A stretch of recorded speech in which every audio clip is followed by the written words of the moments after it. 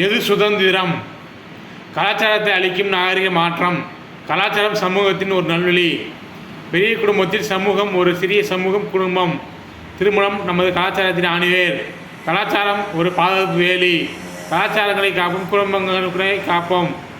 கட்டுப்பாடுகளின்படி வழி வழியாக மக்கள் வாழ்வது கலாச்சாரம்.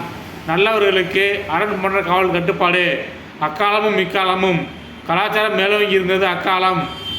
கலாச்சாரங்களை அளிக்கும் நாகரிக மாற்றங்களால் ஆண்களும் பெண்களும் சீரழிவது இக்காலம்.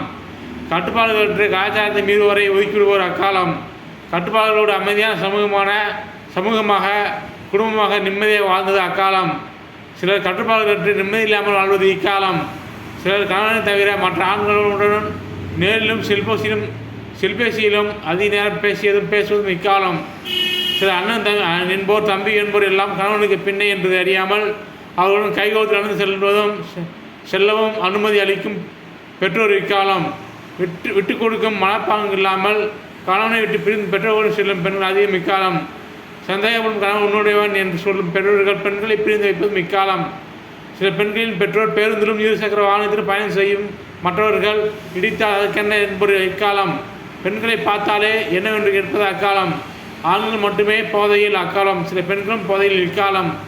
ஆண்களும் பெண்களும் பழகுவதில் கட்டுப்பாடுகளற்று அளவுகள் இல்லாமல் சீறுவதும் இக்காலம். ஆண்கள் மட்டுமே கூட நட்பு சீர்ந்தது அக்காலம். கலாச்சாரங்களின் அழிவு நாகரிக மாற்றம். மனைவியை நிச்சயம் பார்க்காமல் பேசாமல் இருப்பது சிறப்பு. மிகச்சிறந்த ஒழுக்கம் ஆணுக்கும் பெண்ணுக்கும் சிறப்பு. குடும்பத்தின் பண்பாடுதான் இல்வாழ்க்கையின் சிறப்பு.